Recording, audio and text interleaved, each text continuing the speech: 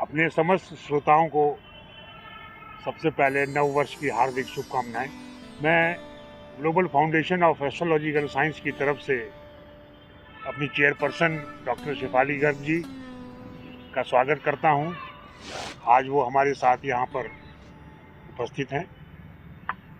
इस नव वर्ष में हम एक नई श्रृंखला का प्रारंभ कर रहे हैं। विगत 3 वर्षों में और पर्टिकुलरली देखा जाए तो 2022 में हजारों श्रोताओं के द्वारा, हमारे शुभचिंतकों के द्वारा समय समय पर कई प्रश्न पूछे गए। आज हमने इस वीडियो के लिए स्पेसिफिकली उन प्रश्नों को चुना है जो उन श्रोताओं के लिए भी, प्रश्नकर्ताओं के लिए भी और जन सामान्य के लिए बहुत ही महत्वपूर्ण है। मुझे विश्वास है कि आज की इस श्रृंखला के प्रथम वीडियो को देखने के बाद आप लोगों की बहुत सी भ्रामक सोच बदल जाएगी। Global foundation of astrological science का उद्देश्य यही है कि भारतीय संस्कृति की वैज्ञानिक सोच, हम लोग शोध अध्ययन करते हैं किसी भी समस्या के ऊपर और उसका हल निकालते हैं वैज्ञानिक आधार पे और ज्योतिषीय आधार पर भी। अब मैं डॉक्टर शेफाली गर्ग जी से आग्रह करूंगा कि वो क्वेश्चन लेकर उसका समाधान ढूंढने की कोशिश करें, बताने की कोशिश करें। Doctor Shefali Garg. Thank you sir. हमारा पहला प्रश्न हमने लिया है अंजलि जी का। थैंक्स अंजलि जी ये प्रश्न पूछने के लिए। अंजलि जी, आपका प्रश्न है कि अक्सर पूजा के समय हमें सिर ढकने के लिए क्यों बोलते हैं? क्या ये कोई अंधविश्वास है? बहुत सुंदर प्रश्न है। हमने अक्सर नोटिस किया होगा कि सभी धर्मों में कोई भी इम्पॉर्टेंट रिचुअल होता है उसमें सिर ढकने का प्रावधान है या कहा जाता है। उसका कारण यही है कि हमारे सिर पर इस जगह ब्रह्म रंध्र होता है। मतलब इसको कई धर्मों में दशम द्वार बोला जाता है कि इसी जगह से परमात्मा का साक्षात्कार होता है। कई धर्मों में यहाँ पर क्राउन चक्रा बोला जाता है जिससे हम ईश्वर से जुड़ते हैं। यानी कि यहाँ पे कुल मिलाकर अगर हम सभी धर्मों की थ्योरी को देखें तो यहाँ पर कुछ इस प्रकार का चक्र है। यह एक ओपन एरिया है जो कि इतना सॉफ्ट है, जो बाहर के यूनिवर्स से जुड़ा हुआ है और हमारे आसपास के एटमॉस्फेयर में हर समय कुछ तरह की तरंगें होती हैं। हर तरह की हैं, कुछ पॉजिटिव भी हैं, कुछ नेगेटिव भी हैं। जो नेगेटिव वाइब्स हैं, यदि हम पूजा के समय अब उस कांटेक्ट में आते हैं नेगेटिव वाइब से, तो कहीं ना कहीं हमारा ध्यान डिस्ट्रैक्ट हो सकता है, कंसंट्रेशन में कमी आ सकती है, जिससे हमें अपनी पूजा का फुल फल ना मिले। यही एक कारण है कि हर पूजा में कहा जाता है आप सिर ढकें, ताकि आप बाहर की किसी चीज़ों से इफेक्ट ना हो और आप अपना ध्यान कंसंट्रेट कर पाएँ। उम्मीद करती हूँ ये जानकारी आपको पसंद आए। मेरे साथ हैं global foundation of astrological science के फाउंडर और CEO प्रोफेसर अनिल मित्रा जी। आप हैं इसीलिए GFAS ग्रुप है। हमारी बहुत रिक्वेस्ट है सर, आज आप सभी के लिए कुछ आसान शब्दों का जवाब देने के लिए रेडी हो। जी सर, आप बताएं। कोई प्रश्न? जी सर, जगत जी ने क्वेश्चन हमसे पूछा है कि पीपल के वृक्ष छोटे छोटे सब जगह उगाते हैं, हमें उनका क्या करना चाहिए? बहुत ही अच्छा प्रश्न है। हम लोगों ने अक्सर देखा है कि घरों की छत पे, दीवारों पर भी, खासतौर से पुराने घरों के छत और दीवारों पर पीपल के छोटे छोटे वृक्ष तो नहीं कहेंगे, पेड़ उगाते हैं समय के साथ साथ। अक्सर हमारे समाज में ये बताया जाता है कि पीपल के पेड़ को काटना नहीं चाहिए, उनको नष्ट नहीं करना चाहिए। इसका अगर वैज्ञानिक आधार देखें तो पीपल का पेड़ एक ऊर्जा का पेड़ होता है। पीपल के पेड़ में अत्यंत अधिक ऊर्जा होती है। वैज्ञानिक तौर से भी ये सिद्ध हो चुका है कि पीपल का पेड़ कार्बन डाइऑक्साइड ग्रहण करके हुए ऑक्सीजन देता है और ऑक्सीजन हर व्यक्ति के लिए आवश्यक होती है। हमने कोरोना के पीरियड में भी देखा ऑक्सीजन कितनी आवश्यक होती है। ऑक्सीजन एक लाइफ देती है व्यक्ति को। पहली बात इसलिए कहा जाता है कि पीपल के पेड़ को या वृक्ष को नष्ट नहीं करना चाहिए, लेकिन अगर वो घर के किसी भाग में निकल रहा है तो मेरा तो ये सोचना है और अपने श्रोताओं को कहना भी है कि उस पेड़ को हल्के से धीमे से निकालकर, जड़ सहित निकालकर उसको किसी सार्वजनिक स्थान पे या बगीचे में या बाग में या गार्डन में उसको सुरक्षित रोप दें। वहाँ पर जब ये पीपल का पेड़ बड़ा होगा तो सैकड़ों हजारों लोगों को ऑक्सीजन देगा, मतलब लाइफ देगा। बहुत बहुत धन्यवाद आपके प्रश्न पूछने के लिए। राकेश जी धन्यवाद ये प्रश्न पूछने के लिए। बहुत ही सुंदर प्रश्न है सपनों की दुनिया का, कि सपने यदि बुरे और डरावने आते हैं तो उनसे कैसे बचें। बहुत आसान है, आप कुछ चीज़ें फॉलो करें।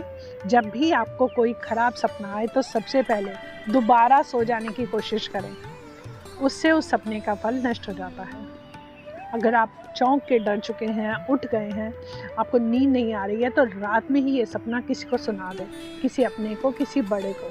आपकी आधी चिंताएं तो वहीं सॉल्व हो जाएंगी। परंतु सपना इतना भयानक था, किसी अपने से जुड़ा था, आपको परेशान कर रहा है, तो तीसरा काम आप क्या कर सकते हैं, सुबह उठें, डेली के रूटीन वर्क के बाद आप या तो अपने गुरुदेव को ये सपना बताएं या भोलेनाथ को या माँ तुलसी को ये सपना सुनाकर उस सपने के फल को नष्ट करने की प्रार्थना करें।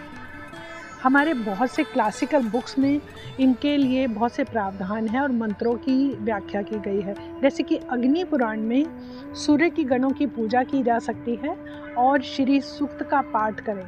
आपका मन इतना अशांत है, डर रहा है वो सपने से, तो आप ये उपाय ज़रूर कर सकते हैं। इवन अथर्व वेद में भी दुःस्वप्न नाशनम नामक एक प्रेयर है, जिसे आप गूगल पे, यूट्यूब पे आसानी से ढूंढ सकते हैं। आप उसका प्रेयर करें। ये सपने अपना फल आपको नहीं देंगे और अच्छे सपनों को आप अपनी ओर आकर्षित कर पाएंगे।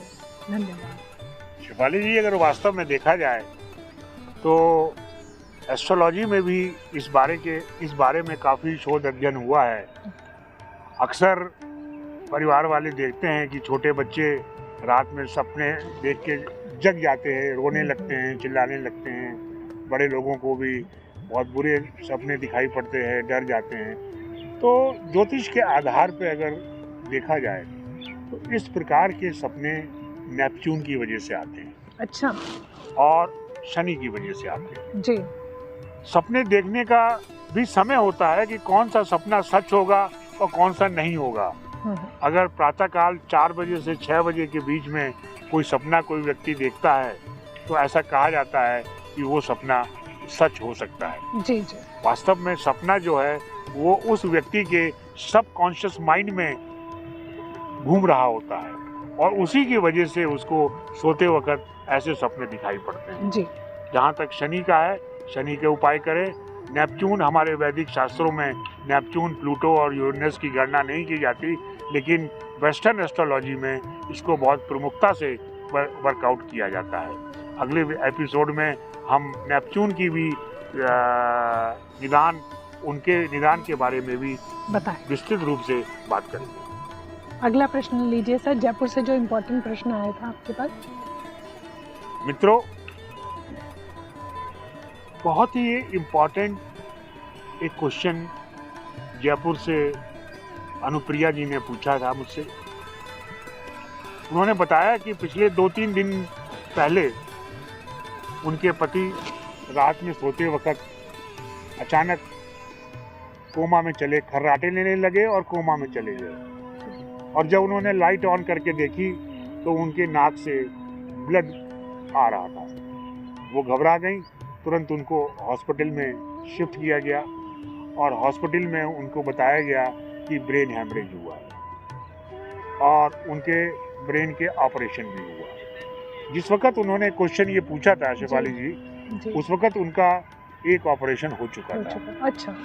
और उन्होंने ये जानना चाहा था कि अब इनके स्वास्थ्य की स्थिति आगे क्या रहेगी। जी क्वेश्चन के पूछे जाने के समय के अनुसार, उनकी जन्मपत्री तो नहीं थी, जी समय के अनुसार गणना से ये मुझे लगा, पहली बात कि इनका अभी एक ऑपरेशन और होगा अच्छा 24 घंटे के अंदर। ओहो दूसरा इनको कम से कम अगले 3 दिन तक 72 घंटे तक आईसीयू में रहना पड़ेगा। तीसरी बात और सबसे प्रमुख बात थी कि ही विल फाइट बैक, वो ठीक हो जाएंगे, इसमें समय लग सकता है लेकिन वो पूर्ण रूप से सही हो जाएंगे। मुझे बहुत खुशी है कि मेरे इस जवाब से अनुप्रिया जी काफ़ी संतुष्ट थीं। उन्होंने कल ही मुझे फ़ोन करके बताया कि जैसा आपने बताया था वही वैसा ही हुआ, अब मेरे पति घर आ गए। सर उनको कितना सहारा मिला होगा। एस्ट्रोलॉजी यही कमाल करती है, यदि सर ने अपनी नॉलेज से एक परेशान आदमी को हेल्प दिया। सर एक छोटा सा प्रश्न सुचित्रा जी 2-3 बार पूछ चुकी हैं, उसका जवाब मैं देना चाहूँगी। सुचित्रा जी आपने बहुत ब्यूटीफुल प्रश्न किया है। सबसे पहले मैं आपको उस प्रश्न के लिए मुबारकबाद देती हूँ। आपको सपने में जलती हुई आग दिख रही है।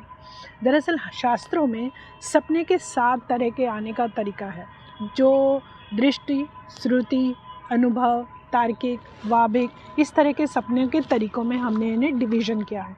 आपको जो सपना दिख रहा है वो सपना है आग का जलता हुआ दिखना, एक शुभ संकेत है। ये भविष्य में बहुत जल्दी होने वाली किसी अच्छी बात का संकेत है। जब भी आपको आग जलती हुई दिखती है, इसका मतलब है कि मंत्र सिद्धि हो सकती है, कोई ना कोई एक पॉजिटिव काम होगा। और अंगीठी जलते दिखने का मतलब ये होता है कि घर में कोई फंक्शन होने वाला है, कोई अच्छा शुभ काम होने वाला है। तो मुबारक हो आपको, और एस्ट्रोलॉजी ने आपकी भी हेल्प की। Thank you sir. अंत में मैं एक ही लाइन बोलना चाहूँगा अपने श्रोताओं के लिए, क्यों है परेशान, है ना एस्ट्रो समाधान। हम शीघ्र ही एस्ट्रो समाधान के माध्यम से अपने व्यक्तियों की, अपने क्लाइंट्स की, अपने प्रश्नकर्ताओं की प्रश्न को, हर समस्या का समाधान करेंगे करने का कष्ट करेंगे। और इस वीडियो के नीचे आप कमेंट्स लिखें और आप अपने प्रश्न लिखें, उसका जवाब देने की कोशिश हमारी ज़रूर रहेगी। धन्यवाद।